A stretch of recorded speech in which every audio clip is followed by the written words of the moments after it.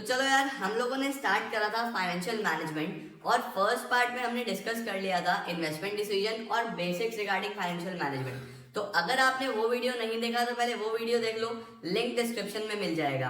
अब आज का वीडियो शुरू करते हैं। आज के वीडियो में हमें देखना है फाइनेंसिंग डिसीजन क्या होता है और डिविडेंड डिसीजन क्या होता है। मैंने आपको बताया था फाइनेंशियल मैनेजमेंट में अगर आपने फाइनेंशियल डिसीजंस लेने हैं तो डिसीजंस तीन है, IFD, इन्वेस्टिंग, फाइनेंसिंग और डिविडेंड। इन्वेस्टिंग हमने पिछली वीडियो में डिस्कस करा, आज डिस्कस करेंगे फाइनेंसिंग और डिविडेंड डिसीजन। काफी इंपॉर्टेंट टॉपिक है गाइस, बहुत अच्छे से समझने की कोशिश करना और फिर लिख के आना। अब फाइनेंसिंग डिसीजन क्या है? अब देखो यार, फाइनेंसिंग का मतलब ही क्या होता है कि कंपनी को अगर पैसा अरेंज करना है तो किस सोर्स से अरेंज करे, क्योंकि कंपनी के पास बहुत सारे ऑल्टरनेटिव्स अवेलेबल हैं टू अरेंज फंड्स। पैसा अरेंज करने के लिए बहुत सारे ऑल्टरनेटिव्स हैं, तो कौन सा बेटर रहेगा, पैसा कहाँ से लें, क्या लोन लें, क्या शेयर इशू करें, क्या डिबेंचर इशू करें, पब्लिक से पब्लिक डिपॉजिट इशू करके बोरो कर लें। तो ये सारी चीजें हमारे माइंड में आती है, एक फाइनेंशियल मैनेजर के माइंड में आती है। तो किस तरीके से डिसीजन ले वो हमने यहाँ पे पढ़ना है। क्या लिखा है? It involves deciding the source through which finance can be raised. किस सोर्स से पैसा लिया जाए। Mainly there are two categories में बता चुका हूँ, ऑनर्स फंड्स और बोरोड फंड्स। ऑनर्स कौन सा होता है? जिसके अंदर मेनली शेयर्स आ जाते हैं और रिटेन्ड अर्निंग्स आ जाते हैं। ये मेन दो आ जाते हैं आपके पास ऑनर्स फंड्स में। बोरोड में तो आपको पता ही है, डिबेंचर्स हो जाता है, लोन्स हो जाता है, ये सारे कहाँ पे आ जाते हैं? बोरोड फंड्स में आ जाते हैं। ऑनर्स फंड्स आपके खुद का पैसा होता है, बोरोड आपने बाहर से बोरो किया होता है। उसके बाद अब ऑनर्स के लिए जाएं या बोरोड के लिए जाएं, किस हिसाब से पैसा अरेंज करें उसको डिसाइड करने के लिए कंपनी को कुछ फैक्टर्स को कंसिडर करना होता है। वो सारे फैक्टर्स मैंने यहाँ पर लिखे हैं। तो सबसे पहला फैक्टर जो एक फाइनेंशियल मैनेजर को ध्यान में रखना चाहिए या फाइनेंस मैनेजर को ध्यान में रखना चाहिए वो होता है कॉस्ट। कि अगर आप ऑनर्स से ले रहे हो तो कितना कॉस्ट आ रहा है, बोरोड फंड से अरेंज कर रहे हो तो कितना कॉस्ट आ रहा है। आपने हमेशा वो सोर्स सेलेक्ट करना है जिसके अंदर कॉस्ट कैसा आएगा, मिनिमम। इसके बाद दूसरी चीज होती है रिस्क। अब देखो यार, रिस्क मैंने पिछली वीडियो में भी डिस्कस करा था। रिस्क तीन होता है, एक होता है हाई, एक होता है मॉडरेट, एक होता है बहुत लेस। अब बिजनेस में हमने पढ़ा था no risk means no returns. तो इस तरीके में भी अगर देखा जाए तो बिल्कुल हाई में भी मत जाओ, आप लोग वो लो जिसके अंदर क्या हो, मॉडरेट रिस्क हो। मॉडरेट रिस्क तक आप जा सकते हो, लेकिन अगर मैं बात करूं इन दोनों में से मोर रिस्की क्या है, तो बोरोड फंड हमेशा ज्यादा रिस्की सिचुएशन होता है as compared to owners funds. क्यों? क्योंकि डिबेंचर्स हो गए, लोन्स हो गए, ये फिक्स चार्ज इंस्ट्रूमेंट्स हैं, इनके ऊपर आपको इंटरेस्ट देना ही देना पड़ेगा, आपके पास प्रॉफिट्स हो या नहीं हो। तो आप ये भी चेक करो कि रिस्क के हिसाब से हम लोग क्या अरेंज कर पाएंगे, क्या हम लोग पेमेंट कर पाएंगे, ये भी आपने ध्यान में रखना है। Third thing is cash flow. Cash flow से अब सर कैश फ्लो का फाइनेंसिंग से क्या लेना देना है? बहुत ज्यादा लेना देना है गाइस। क्या है देखो समझो, अब क्या होता है अगर कंपनी को डिबेंचर इशू करा है, कंपनी ने डिबेंचर इशू करने का क्या मतलब है कि कंपनी ने लोन लिया है, उस लोन का जो इंटरेस्ट है वो कैश में ही तो पे होगा।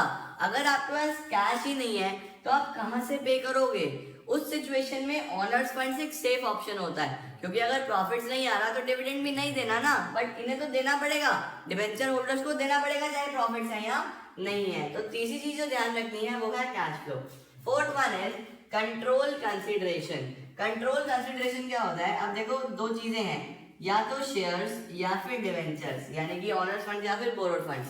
अगर आप शेयर इशू करते हो तो शेयर के साथ आपको वोटिंग राइट्स भी देने पड़ते हैं। वोटिंग राइट्स देने पड़ते हैं क्योंकि share holders are the owners of the company. तो जो लोग पहले से शेयर होल्डर्स होंगे उनका कंट्रोल डाइल्यूट होगा। डाइल्यूट का मतलब क्या है कि कुछ पोर्शन कम हो जाएगा, उनको भी अपना कंट्रोल शेयर करना पड़ेगा नए शेयर होल्डर्स के साथ। बट अगर आप डिवेंचर इशू करते हो तो उस सिचुएशन में कोई भी वोटिंग राइट्स नहीं होते। जिनके पास पहले वोटिंग राइट्स थे, जो मालिक पहले थे आज भी वही मालिक हैं। अगर कंपनी ने क्या इशू करे हैं, डिवेंचर्स, तो वहां पे कंट्रोल डाइल्यूट नहीं होता। तो इसका भी आपने ध्यान में रखना है कि आप कंट्रोल डाइल्यूट करना चाहते हो या नहीं। इसके बाद आता है फ्लोटेशन कॉस्ट। अब अगर मैं बात करूं फ्लोटेशन कॉस्ट की, तो फ्लोटेशन कॉस्ट क्या होता है? Cost of issue. आपने सिक्योरिटी इशू करी तो कितना कॉस्ट आया, क्या प्रोस्पेक्टस पे खर्चा आया, इसको हम लोग बोलते हैं फ्लोटेशन कॉस्ट। तो इसको भी ध्यान में रखिए कि कितना फ्लोटेशन कॉस्ट, किसमें ज्यादा आ रहा है किसमें कम आ रहा है। इसके बाद आता है fix operating cost. Fix operating cost से क्या मतलब है गाइस, बहुत सारे कॉस्ट ऐसे हैं जो कि फिक्स होते हैं, जैसे कि इंटरेस्ट होता है या टैक्स वगैरह होते हैं, ये फिक्स चार्ज स्टूडेंट से आपको देना पड़ता है। इस सिचुएशन में अगर आप ऑलरेडी फिक्स ऑपरेटिंग कॉस्ट आपके पास बहुत हाई है, यानी ऑलरेडी आपके पास बहुत सारे इंटरेस्ट एंड ऑल है, तो फिर आप प्लीज ऑनर्स फंड्स के लिए जाओ, क्योंकि इतना ज्यादा हाई ऑपरेटिंग कॉस्ट होने के बाद अगर आप अभी भी बोरोड में जाओगे तो आप बहुत रिस्की सिचुएशन में जा रहे हो, क्योंकि इतना ज्यादा फिक्स ऑपरेटिंग कॉस्ट होने के बावजूद भी आप और डिवेंचर इशू कर दोगे तो आप अपने ऑपरेटिंग कॉस्ट और बढ़ा लोगे, और इंटरेस्ट आप कहां से दोगे इतना पैसा। तो अगर आपके पास फिक्स ऑपरेटिंग कॉस्ट हाई है तो honours funds, otherwise borrowed funds. इसके बाद लास्ट होता है स्टेट ऑफ कैपिटल मार्केट। अब देखो यार, कैपिटल मार्केट में ये सिचुएशन चलता है, 4 फेजेस आते हैं। जब कैपिटल मार्केट बहुत अच्छी होती है, इसको बोलते हैं हम लोग बूम। बूम पीरियड का मतलब क्या है कि बहुत अच्छी कैपिटल मार्केट है, पैसा बढ़िया है, आराम से काम चल रहा है। इस सिचुएशन में आप लोग शेयर्स इशू कर सकते हो बहुत आराम से, क्योंकि मार्केट में पैसा बहुत है तो लोग रिस्क लेने के लिए तैयार है, यानी आप ओनर्स फंड से पैसा अरेंज कर सकते हो। लेकिन अगर कंपनी जो इकोनॉमी है वो डिप्रेशन में है या फिर रिसेशन फेज में है, यानी कि डाउन जा रहा है, तो उस सिचुएशन में ज्यादा बेटर ऑप्शन ये होता है कि डिबेंचर्स इशू करना, क्योंकि उस सिचुएशन में कोई भी रिस्क नहीं लेना चाहता और डिबेंचर्स पे कोई रिस्क नहीं होता, बिल्कुल फिक्स्ड रिटर्न है, आएगा ही आएगा, कोई प्रॉब्लम नहीं है। तो अगर state of capital market boom है देन गो फॉर शेयर्स, अगर डिप्रेशन या रिसेशन है तो फिर डिबेंचर्स या फिर बोरोड फंड्स। तो ये था guys financing decision. I hope आपको बहुत अच्छे समझ आया, सारे फैक्टर्स क्लियर हुए। आगे बढ़ते हैं हम लोग डिविडेंड डिसीजन के बारे में। डिविडेंड डिसीजन क्या होता है? अब देखो, लास्ट डिसीजन जो लेना होता है वो होता है distribution of surplus. Distribution of surplus का मतलब जितना भी पैसा कमाया अब शेयर होल्डर्स को डिस्ट्रीब्यूट भी तो करना है। क्या सर सारा डिस्ट्रीब्यूट कर दें? अगर सारा डिस्ट्रीब्यूट कर दिया तो फ्यूचर में अगर कोई जरूरत पड़ी या बहुत अच्छी इन्वेस्टमेंट अपॉर्चुनिटी दिखी, कोई ग्रोथ प्लान आया, तब हम पैसा कहाँ से लाएंगे?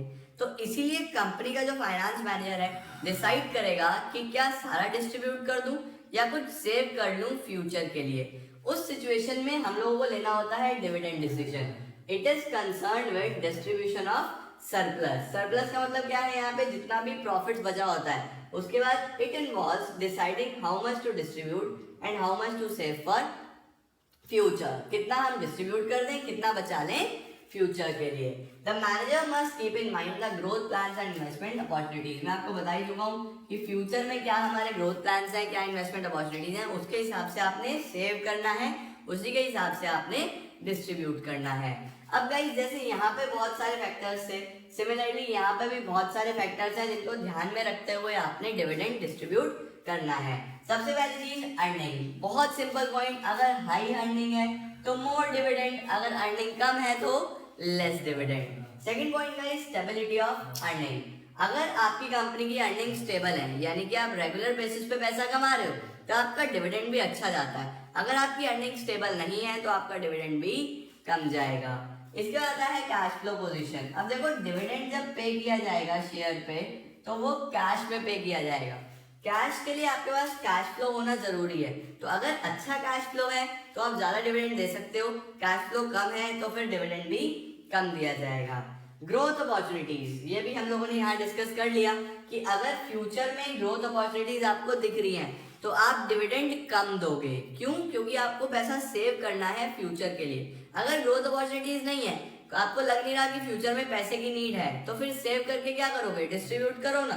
डिस्ट्रीब्यूट करोगे तो मार्केट प्राइस भी बढ़ेगा, आपकी गुडविल जनरेट होगी। इसके बाद प्रेफरेंस ऑफ शेयर होल्डर्स। अब आपने ये देखना है कि आपके जो शेयर होल्डर्स हैं उनका क्या प्रेफरेंस है। मेनली 2 तरीके के शेयर होल्डर्स होते हैं, एक होते हैं यंग जिनको रिस्क लेना अच्छा लगता है, और एक होते हैं रिटायर्ड जिनको रिस्क लेना अच्छा बिल्कुल भी नहीं लगता। तो अगर जो यंग शेयर होल्डर्स हैं वो क्या बोलते हैं, आप प्लीज इस पैसे को सेव करो। सेव क्यों करो? क्योंकि उन्हें पता है कि फ्यूचर में अगर हम और अच्छे से कहीं इन्वेस्ट करेंगे तो बहुत बड़ा रिटर्न आएगा। बट जो रिटायर्ड होते हैं उन्हें चाहिए होते हैं रेगुलर रिटर्न्स, इन्हें रेगुलर बेसिस पे पैसा चाहिए। तो ये लोग बोलते हैं कि आप लोग please time to time dividend देते रहो। तो डिविडेंड फिर से किसके ऊपर डिपेंड होता है? Preference of share holders. जैसे आपके शेयर होल्डर्स हैं उस तरीके से आप अपनी पॉलिसी जनरेट करेंगे। Next is taxation policies. अब देखो टैक्सेशन क्या होता है यार, टैक्स क्या होता है कि जब डिविडेंड डिस्ट्रीब्यूट होता है तो शेयर होल्डर्स के पास तो वो एग्जेम्प्ट है, यानी शेयर होल्डर्स को उस पर कोई टैक्स नहीं देना। बट कंपनी जितना भी डिविडेंड डिस्ट्रीब्यूट करती है उस पर उसको टैक्स देना पड़ता है, जिसको बोलते हैं डीडीटी, डिविडेंड डिस्ट्रीब्यूशन टैक्स। तो अगर टैक्स हाई है तो कंपनी कम डिविडेंड डिक्लेयर करती है, क्योंकि ज्यादा डिक्लेयर करेगी तो ज्यादा टैक्स देना पड़ेगा। बट अगर टैक्स का रेट लो है तो कंपनी ज्यादा डिविडेंड देती है। इसके बाद एक्सेस टू कैपिटल मार्केट। अब कैपिटल मार्केट क्या है, देखो यार मार्केट्स के बारे में फाइनेंशियल मार्केट नेक्स्ट चैप्टर में डिस्कस करेंगे, बट अभी ये समझ लो यहाँ पे कैपिटल मार्केट का मतलब क्या है, स्टॉक एक्सचेंज या फिर शेयर मार्केट। अगर आप शेयर मार्केट पे आराम से अप्रोच कर सकते हो, इससे क्या मतलब है कि अगर आपको फ्यूचर में पैसे की जरूरत पड़ती है और आप स्टॉक मार्केट से आराम से अरेंज कर सकते हो, तो आप उस सिचुएशन में अभी डिविडेंड दे दो। अगर आप अभी डिविडेंड दे दोगे तो कोई प्रॉब्लम ही नहीं है, क्योंकि आपको फ्यूचर के लिए सेव नहीं करना। सेव तो तब करना है ना जब स्टॉक मार्केट में आपकी रीच ना हो। अभी तो आप स्टॉक मार्केट पे आराम से जा सकते हो, यानी कि जब भी आपको पैसे की नीड होगी तो पैसा तो मार्केट से अरेंज हो जाएगा। तो सेव क्यों करते हो, अपनी गुडविल बढ़ाओ ना, मार्केट प्राइस बढ़ाओ। इसीलिए अगर आपकी एक्सेस है तो उस सिचुएशन में आप लोग डिविडेंड डिक्लेयर करो, आपका मार्केट प्राइस बढ़ेगा, आपकी गुडविल बढ़ जाएगी। नेक्स्ट होता है लीगल रिस्ट्रिक्शंस। अब लीगल रिस्ट्रिक्शन और कॉन्ट्रैक्चुअल कॉन्स्ट्रेंट्स ये दोनों ही लगभग मिलते जुलते पॉइंट्स हैं। ये क्या कह रहा है कि लीगल का मतलब लॉ के अकॉर्डिंग, यानी कि कंपनीज एक्ट कुछ रूल्स और रेगुलेशंस बनाता है। जैसे कि वो बोलते हैं कि पहले आपने डेप्रिसिएशन फंड बनाना है, यानी कि प्रोविजन फॉर डेप्रिसिएशन बनाओ। जब तक आप वो नहीं बनाओगे तब तक आप डिविडेंड डिक्लेयर नहीं कर सकते हो। तो सबसे पहले आपने क्या करना है, आपने सारे लीगल फॉर्मेलिटीज को पूरी करनी है। उसके बाद जो पैसा बचेगा तब आप डिविडेंड डिस्ट्रीब्यूट कर सकते हो। उसके बाद कॉन्ट्रैक्चुअल कॉन्स्टेंट्स क्या है कि अगर आपने ऑलरेडी कोई लोन वगैरह लिया हुआ है या किसी कंपनी के साथ कोई कॉन्ट्रैक्ट करा हुआ है तो पहले वो फॉर्मेलिटीज पूरी करो, उसके बाद जो पैसा बचेगा देन आप उसको डिक्लेयर कर सकते हो। लास्ट आता है गाइस स्टॉक मार्केट रिएक्शंस। अब मैं बहुत देर से आपको बता रहा था कि अगर आप डिविडेंड ज़्यादा डिक्लेयर करते हो तो आपकी गुडविल बढ़ती है, मार्केट प्राइस बढ़ता है। वो क्या है, देखो यार अगर हम डिविडेंड डिक्लेयर करते हैं तो स्टॉक मार्केट में हमारी कंपनी का इमेज अच्छा होता है। इमेज क्यों अच्छा होता है, क्योंकि शेयर होल्डर क्या देखता है कि कौन सी कंपनी रेगुलर बेसिस पे डिविडेंड दे रही है। तो अगर रेगुलर बेसिस पे डिविडेंड दोगे तो आपका गुडविल अच्छा होगा। गुडविल अगर अच्छा होगा, अब जिस भी कंपनी का गुडविल अच्छा होता है उसका शेयर प्राइस बढ़ने लगता है। जब हम मार्केट जाते हैं जो भी चीज़ें ब्रांडेड हैं वो महंगी क्यों है, क्योंकि उनकी गुडविल, उनकी इमेज बहुत अच्छी है। सिमिलर बेसिस पे उन कंपनीज जो कि रेगुलर डिविडेंड देती हैं उनकी इमेज अच्छी हो जाती है, और अच्छी इमेज होने की वजह से वो लोग क्या करते हैं, फ्यूचर में एक बढ़िया मार्केट प्राइस सिक्योर करते हैं, जिससे उन्हें बहुत फायदा होता है। तो स्टॉक मार्केट को भी ध्यान में रखते हुए डिविडेंड डिक्लेयर करना चाहिए, क्योंकि अगर आप ज्यादा डिविडेंड डिक्लेयर करोगे तो आपकी गुडविल रेपुटेशन अच्छी जनरेट होगी। तो इन सारे फैक्टर्स का ध्यान में रखते हुए गाइस एक फाइनेंस मैनेजर या एक कंपनी डिविडेंड डिसीजन लेती है। तो आई होप गाइस आपको ये सारे फैक्टर समझ आए होंगे। तो आज की वीडियो में इतना ही गाइस, बहुत जल्दी मिलते हैं आपको नेक्स्ट वीडियो के साथ। अगला कॉन्सेप्ट डिस्कस करेंगे जो कि है वेरी इंपॉर्टेंट, कैपिटल स्ट्रक्चर।